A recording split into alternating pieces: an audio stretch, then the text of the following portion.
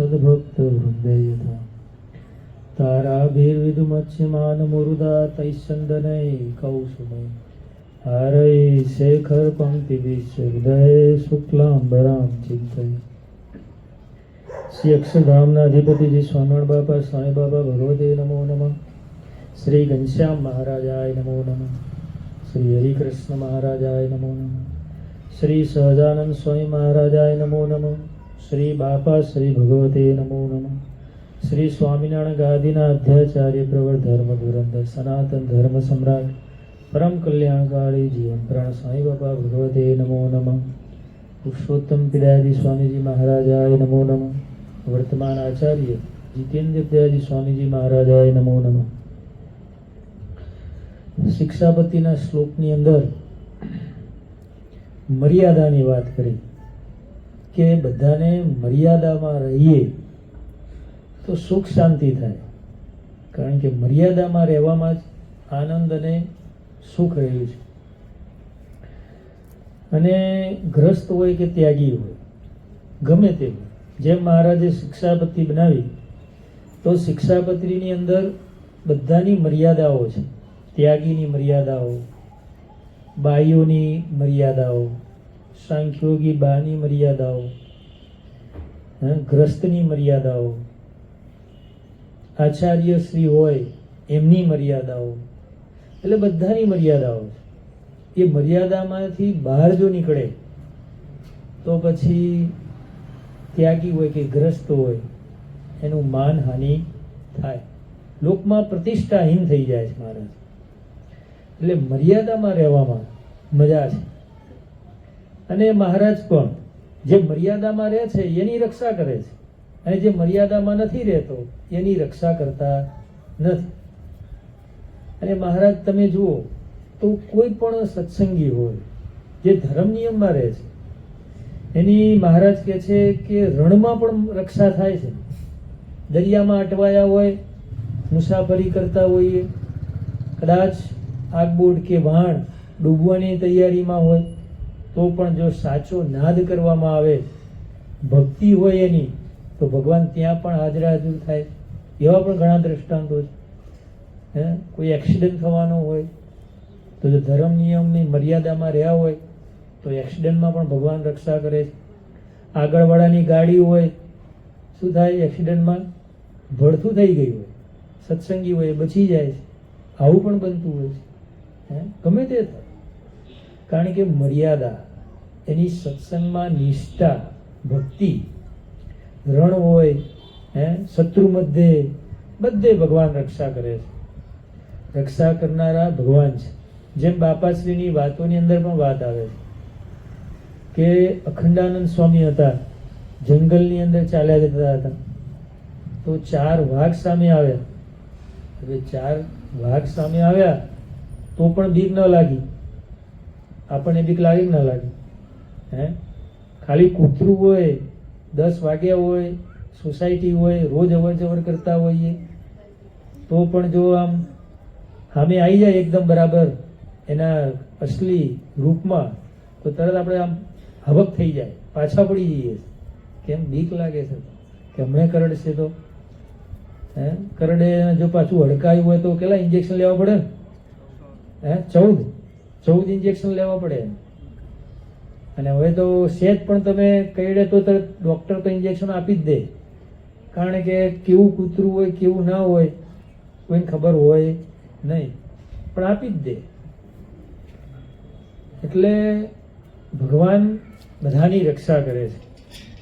એમાં જે સત્સંગી હોય, ભગવાનના ભક્તો હોય એની તો વિશેષ કરીને રક્ષા કરે છે. શાસ્ત્રોની અંદર એમ કહેવાય છે કે ભગવાનના અનંત કલ્યાણકારી ગુણ હોય છે. કોઈ ઠેકાણે ભગવાનના 15 ગુણો કીધા હોય, કોઈ ઠેકાણે 39 લક્ષણયુક્ત ભગવાનને કીધા હોય, કોઈ ઠેકાણે 55 લક્ષણયુક્ત કીધા હોય કલ્યાણકારી ગુણ, કોઈ ઠેકાણે 65 કીધા હોય. જનમંગલમાં 108 કીધા છે. અને સર્વ જંગલ મંગલ સ્તોત્રની અંદર 1008 કીધા છે. વિચાર કરો હવે ભગવાનના કેટલા કલ્યાણકારી ગુણ છે, એનું માપ કાઢી શકાય એવું નથી. અને આપણે જાણીએ છીએ કે જ્યારે બાપાશ્રી આ લોકમાં હયાત હતા ત્યારે બાપાશ્રી, અક્ષરાનંદ સ્વામી અને ત્રીજા ધનબા હતા, સુરજબા. આ ત્રણની જોડી કહેવાતી હતી. હવે જોડી કહેવાતી હતી, પરંતુ જ્યારે ભગવાન હયાત હતા ત્યારે ભગવાને કોરી આપી હતી, એટલી 7 કોરી, એટલે સિક્કા કહેવાય. એ 7 સિક્કા આપ્યા હતા કે આ લો તમે રાખો. હવે સિક્કા બહુ ચમત્કારી હતા. ભગવાને બધી ઐશ્વર્ય પ્રતાપ એમાં મૂક્યો હતો. અને કોરીમાંથી કોઈને પૈસા આપવા હોય ત્યારે કે કંઈ તો હાથ નાખવાનો, જેટલા જોતા હોય એટલા તરત હાથમાં આવી જાય. બોલો, સારું ને? મજા આવે માણસોને. હે, જેટલા જોઈએ એટલા મળી જાય. કોઈને 1000 જોતા હોય તો 1000 મળી જાય, કોઈને 500 જોતા હોય તો 500 મળી જાય. પણ લાખ જેટલા ના મળે, વધારે કાઢવા પડે, કારણ કે એટલી નોટો હશે નહીં, એટલે વધારે કાઢવા પડે બરાબરથી. પણ નીકળે. કેમ? ભગવાનનો પ્રતાપ, ઐશ્વર્ય હતું. એટલે સમયના વહન સાથે ભગવાને તો અંતર ધ્યાન લીલા કરી, પરંતુ એ જે કોરી હતી ને એમાંથી ઐશ્વર્ય પ્રતાપ જરાય ઓછો નહોતો. પછી એમના વારસદાર તરીકે ધનબા આવ્યા. સાંખ્યોગી બા હતા.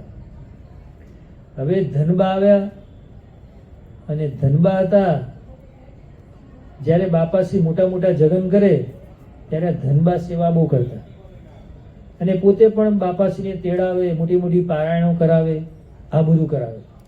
તો પૈસો ક્યાંથી આવે? પોતે તો સાંખ્યોગી બા છે, પોતે તો કમાવા જતા નથી, તો પૈસો ક્યાંથી આવે? પહેલો પ્રશ્ન એ ઊભો થાય. અને એ સમયે હજારો માણસો આવે, બોલો. અને બાપાશ્રી 200 જેટલા સંતો આવે, લો. અને પાછા બાપાશ્રી એમને આમંત્રણ આપે, એ પધારે. અને જગન પાછો 10-10, 15-15 દાડા સુધી ચાલે. હવે અત્યારે તો એક મહેમાન એક દાડો ઘરમાં આવ્યા હોય તો એ માણસો વિચાર કરે કે હા, બપોરે નીકળી જાય તો સારું, હાજની માણસ થાકી જાય, સમય એવો છે. કારણ કે અત્યારે પરવડે એવું છે નહીં, એટલે મહેમાનો દૂરથી બધા રડિયામણા એમ.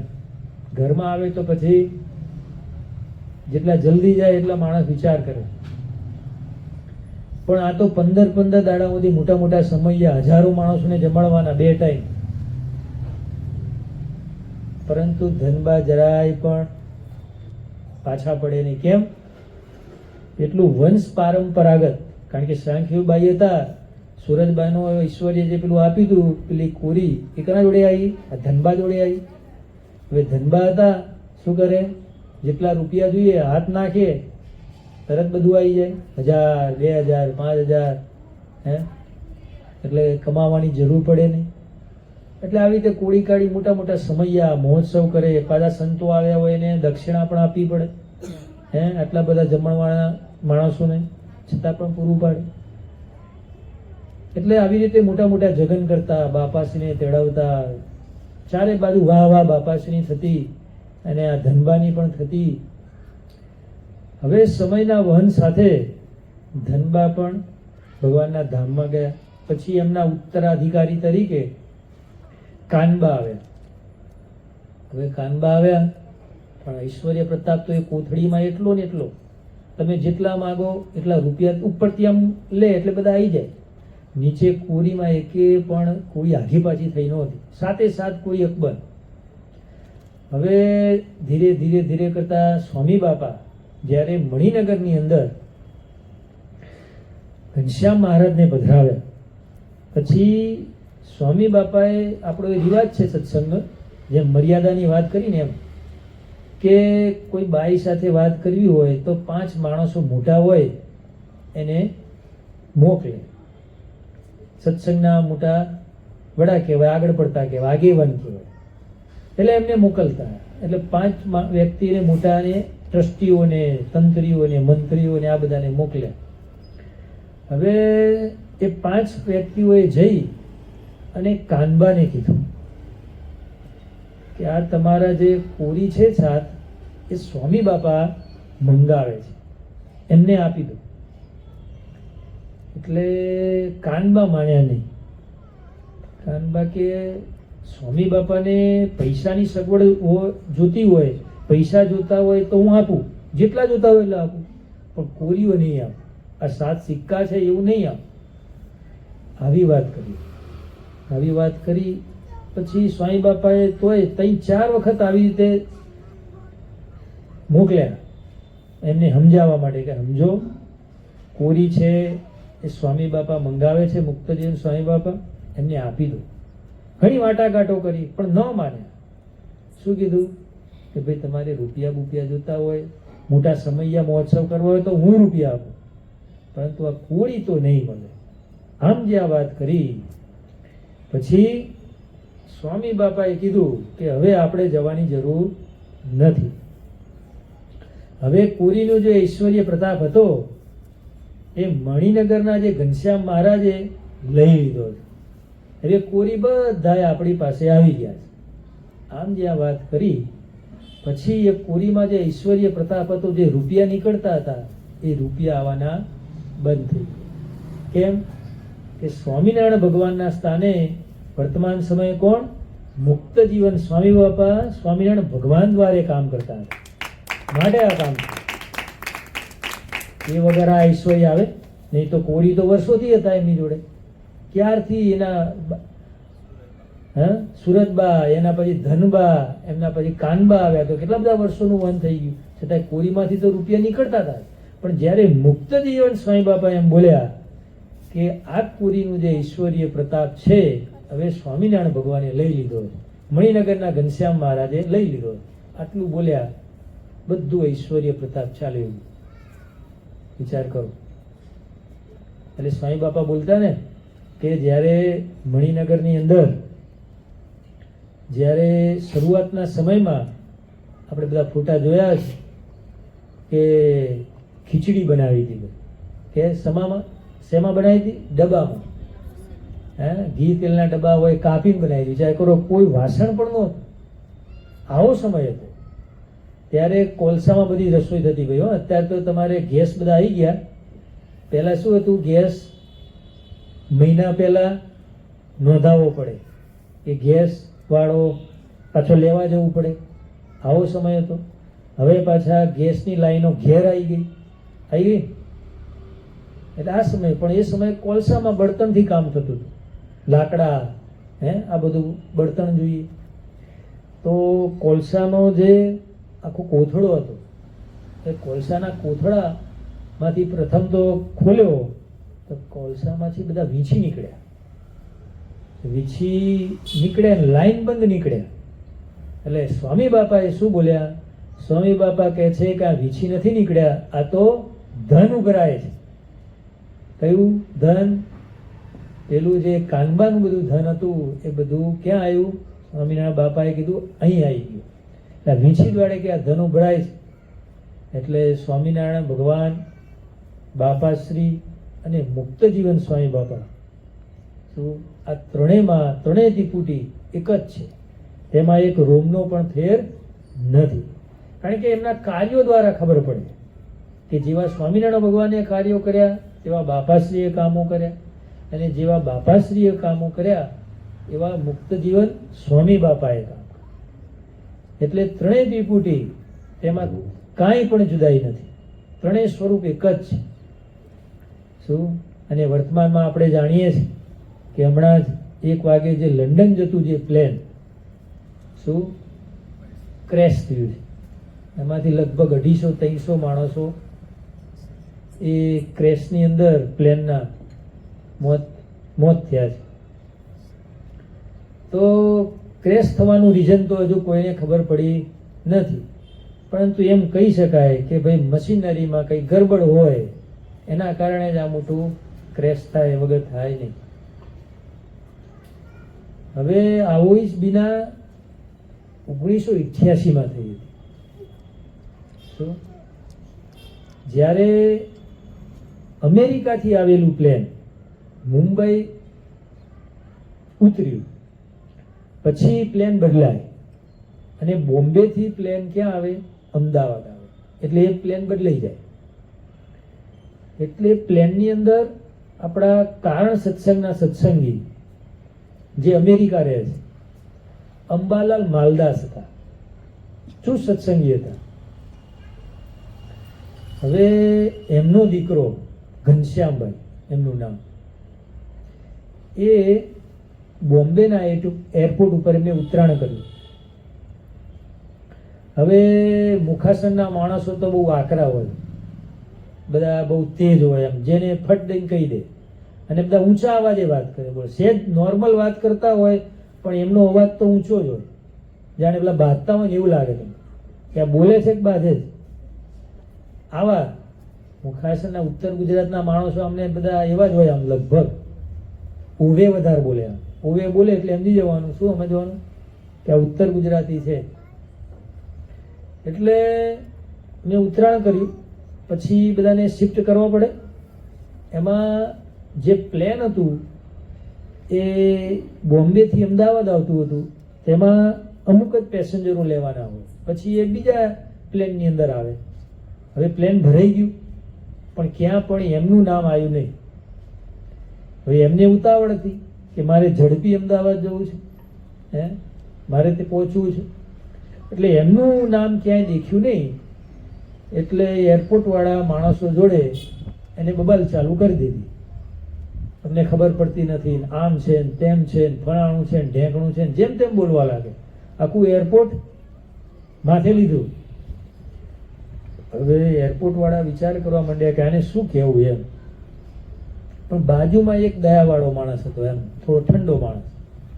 હવે એને ઉતાવળ નહોતી કે ઘેર જવાની, એટલે એમ કે છે કે ભાઈ જો તમને આટલી બધી ઉતાવળ હોય તો પહેલા તમે આ પ્લેનમાં જતા રહો, હું 2 કલાક પછી પ્લેન છે જ, એ પ્લેનમાં હું આવીશ.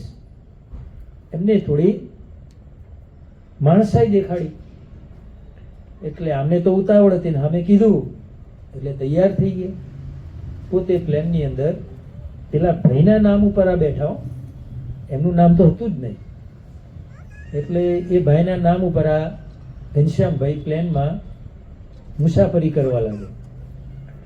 હવે બન્યું એવું કે જ્યારે લેન્ડિંગ ટાઈમ હતો, કારણ કે પ્લેનની 2 વસ્તુ તમારે ખાસ જાળવવી પડે. જે કેપ્ટન હોય પ્લેનનો એને 2 વસ્તુ બહુ વાંચવવી પડે.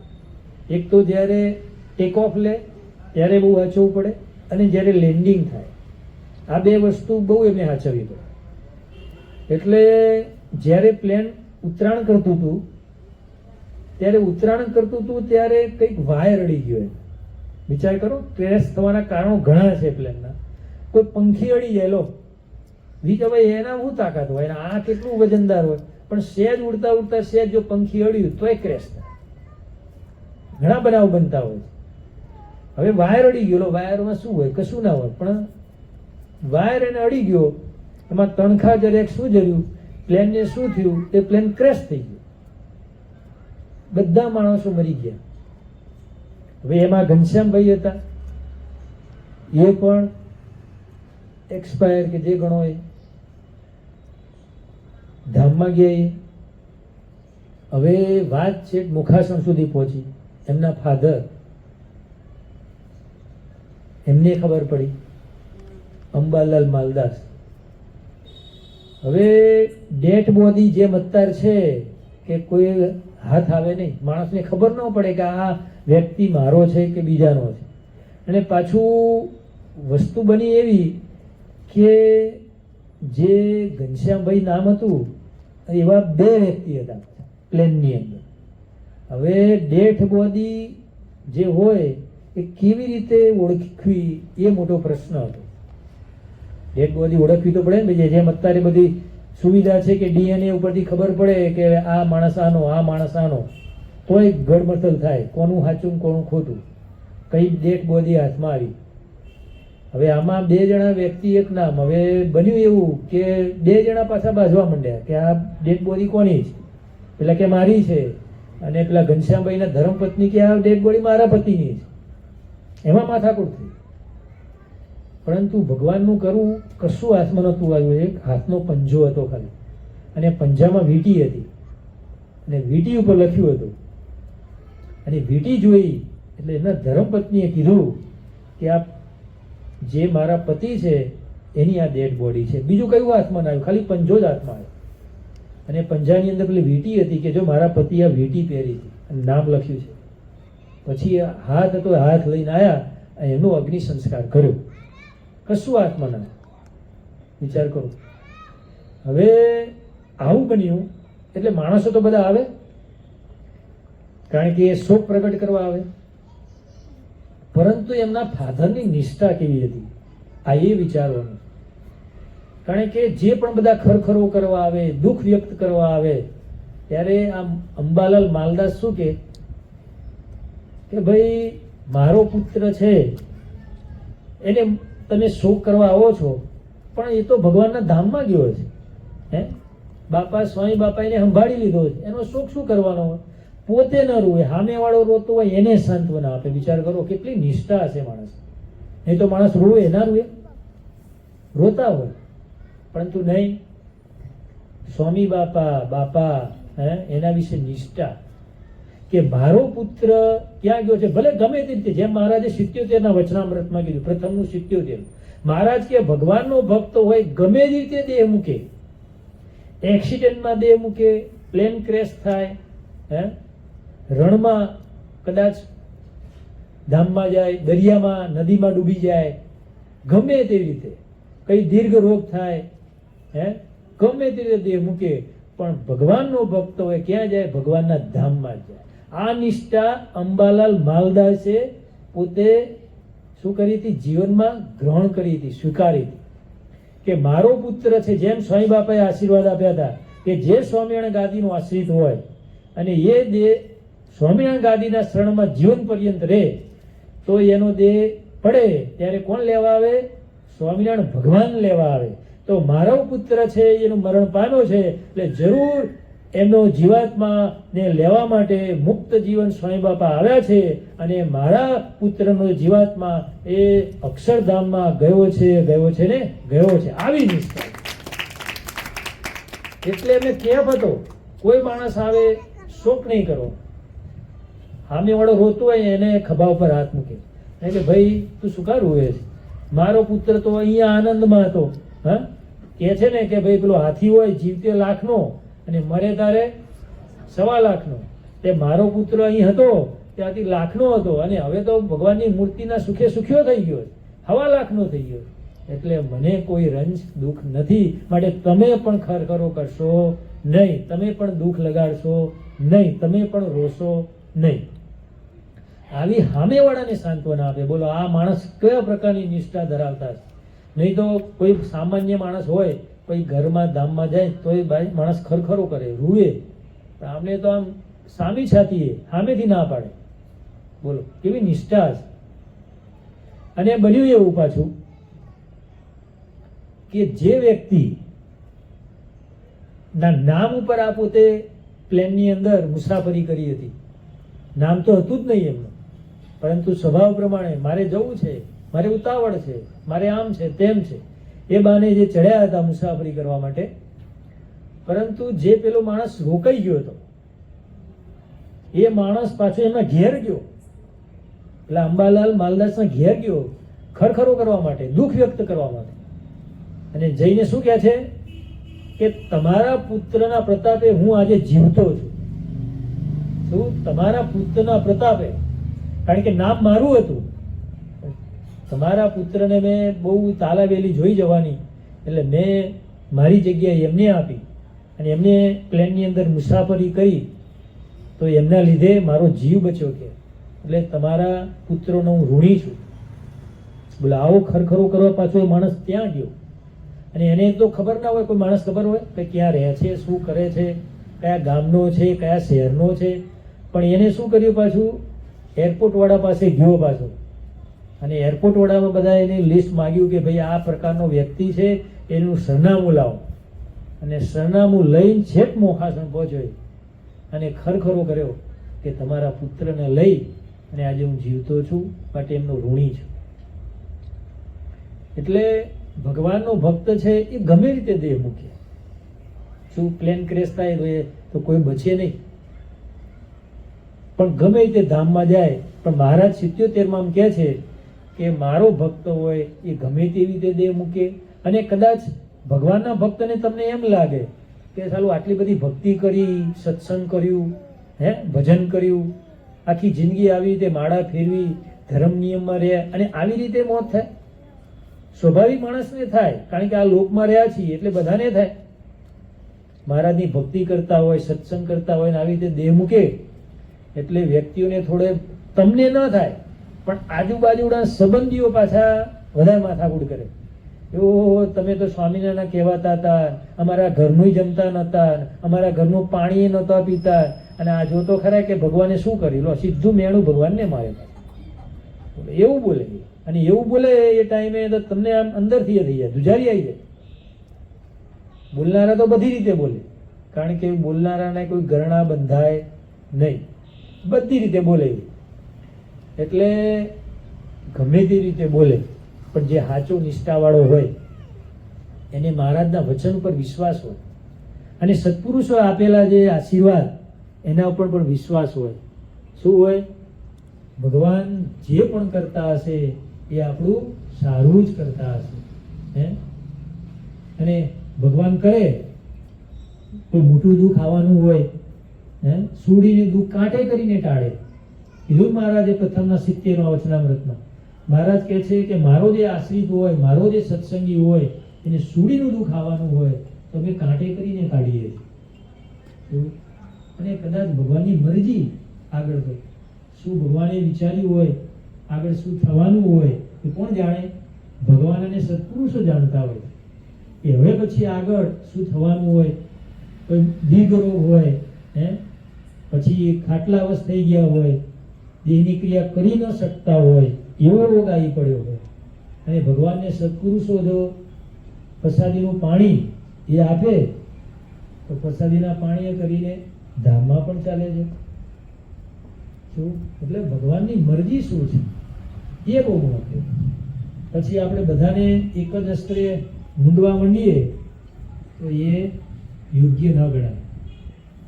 કારણ કે ગમે તે ઇતર વર્ગના મનુષ્ય પણ આજે મણિનગર ધામનું પાણી, એનો પ્રતાપ તો આજે એ પણ જાણે. કારણ કે ભલે મંદિરમાં ન આવતા હોય, કારણ કે કોઈ સંબંધીના લીધે મંદિરે આવવાનું થયું હોય, કોઈની પારાયણ હોય ને, કારણ કે તમે કને બોલાવો? તમારા સંબંધીને બોલાવો. પછી કોઈ રસોઈ આપી હોય મંદિરની અંદર, ત્યારે તમે આવવાનું થાય, ત્યારે સંબંધીને આમંત્રણ આપ્યું હોય ત્યારે આવતા હોય. બાકી સંબંધીઓ ક્યારેય મંદિરમાં આવે નહીં. હવે બને એવું કે કદી પગથિયા તો ચડ્યા ન હોય, બીજે એ સંપ્રદાયને માનતા હોય, પરંતુ એકવાર મંદિરમાં આવ્યા હોય.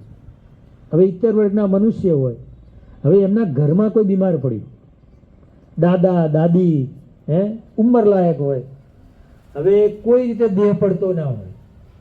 શું દેહ પડે નહીં?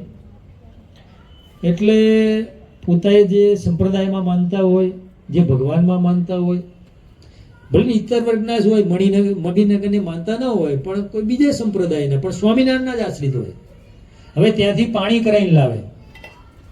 હવે પાણી કરાવીને લાવે, પ્રસાદીનું પાણી હોય, પ્રસાદીનું પાણી દાદાને આપે, દાદીને આપે, બીમાર હોય, દેહની ક્રિયા કરી શકતા ન હોય, એટલે પાણી આપે.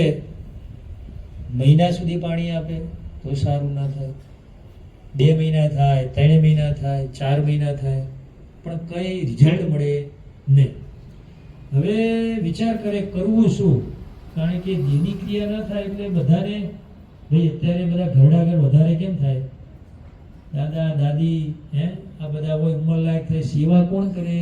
પહેલો પ્રશ્ન આ ઊભો થાય. કારણ કે અત્યારના જુવાનિયા છે એ માતા પિતાની સેવા કરવા માટે જલ્દી તૈયાર નથી હોય. બધાને મોજ મજા ટીપ ટોપ એવી રીતે રહેવું છે. એટલે દાદા દાદીની સેવા માટે પહેલો પ્રશ્ન થાય કે હવે શું કરવું? એટલે પછી કોઈ કહે કે ભાઈ કોઈનાથી કામ થયું નથી તો ચલો હવે મણિનગરમાં પ્રસાદીનો પાણીનો પ્રતાપ ઘણો છે, એટલે એ પ્રસાદીનું પાણી લાવો. હવે એમાંથી કઈ રિઝલ્ટ મળે છે કે નથી મળતું એનો વિચાર કરે. એટલે પછી સંતોને વાત કરે આચાર્ય સ્વામીશ્રીને વાત કરે, પ્રસાદીનું ઘનશ્યામ મહારાજને પ્રસાદીનું કરેલું પાણી આપે અને શું કહે કે ભાઈ પ્રસાદીનું પાણી આપ્યું, પણ કેટલી વાર 25 વાર સ્વામિનારાયણ બાપા સ્વામી બાપાનું નામ લઈ અને પછી આ પ્રસાદીનું પાણી એમને આપવાનું. એટલે એમને તો ખબર છે કે ભાઈ મારા જે બીજા બધાથી તો કામ થયું નથી, પણ મણિનગરના પ્રસાદીનો પાણીનો થોડો પ્રતાપ ઐશ્વર્ય બધું દેખાણું છે, તો લાવો ટેસ્ટ કરી જોઈએ એમ કરીને પ્રસાદીનું પાણી લાવ્યા અને પછી પ્રસાદીનું પાણી દાદા દાદી બીમાર હોય એને આપે અને અઠવાડિયામાં 10 દિવસમાં કે 15 દિવસમાં એ પ્રસાદીનું પાણી આપ્યું હોય અને પ્રસાદીના પાણીના પ્રતાપે કરી અને એ દાદા દાદી શું પોતે દેહ મૂકી દે અને જીવાત્માનું કામ થઈ જાય. આવા ઘણા દ્રષ્ટાંતો છે. તો એમને એમ થાય કે સાલું બીજે બધેથી કામ થયું નહીં, પણ આ મણિનગરના ઘનશ્યામ મહારાજના પ્રસાદીના પાણીમાં એટલો પ્રતાપ છે કે દાદા આજે 6 મહિના સુધી આમ તડવડતા હતા, પરંતુ જ્યાં મણિનગરના પ્રસાદીનું પાણી આપ્યું ત્યાં 10-15 દિવસમાં જે મણિનગરના ઘનશ્યામ મહારાજે આ મારા દાદા દાદીનું કામ કરી દીધું છે ને કરી દીધું. એવો પ્રતાપ છે. ઘણાના જીવનમાં આવું બનતું હોય છે. આ ભાઈ ખાલી એમની હું કહેતો નથી, કારણ કે આવું બનેલી ઘટનાઓ છે અને જોયેલી ઘટનાઓ છે.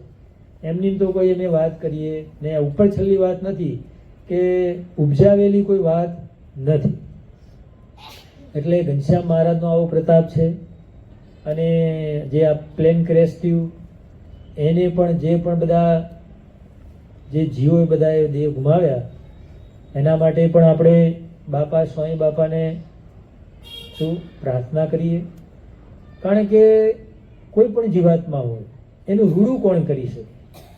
મા બાપ હોય તો પોતાના પુત્રના માટે જિંદગીભર પ્રયત્ન કરે, સારું કરવા માટે પ્રયત્નો કરતા હોય, એને ભણાવે ગણાવે મોટો કરે, મકાન બા તે બધું વેલ સેટ કરી દે. તેમ જે ભગવાનના થયા છે, જે ભગવાનની ભજન ભક્તિઓ કરે છે, જીવન એમાં ગુજાર્યું છે, એમના નિયમોમાં, એના બંધારણમાં, એની મર્યાદામાં જે જીવન ગાળે છે અને જીવન ગાળે છે એની સહાય કોણ કરે? ભગવાન કરે. એના થયા હોય તો કરે ને સહાય. તો જે પણ જે હમણાં આજે પ્લેન ક્રેશ થયું છે એ પ્લેન ક્રેશની અંદર પણ જે પણ જીવાત્મા દેહ મૂક્યો હશે એનો જીવાત્માને શાંતિ આપે એવી આજે આપણે બાપા સ્વામી બાપાને પ્રાર્થના કરીએ, એનું રૂડું થાય, એવી જીવાત્માને સારી ગતિ મળે એવી આજે આપણે બાપા સ્વામી બાપાને પ્રાર્થના કરીએ. અને આજનું જે સભાની અંદર આ સભાના જે પ્રાયોજક છે કે સભા જેના નિમિત્તે કરવામાં આવી છે એ એક હરિભક્ત છે. એ હરિભક્ત એ નિમિત્ત છે કે સ્વામિનારાયણ બાપા સ્વામી બાપા, બાપાશ્રી મુક્તજીવન સ્વામી બાપા, પુરુષોત્તમ પ્રિયાજી સ્વામીજી મહારાજ, વર્તમાન આચાર્ય જીતેન્દ્ર પ્રિયાજી સ્વામીજી મહારાજની વધુ પ્રસન્નતા થાય અને તેમના દરેક કાર્યમાં બાપા સ્વામી બાપા ભેળા ભળે તે નિમિત્તે તેમને પારણ કરાવી છે.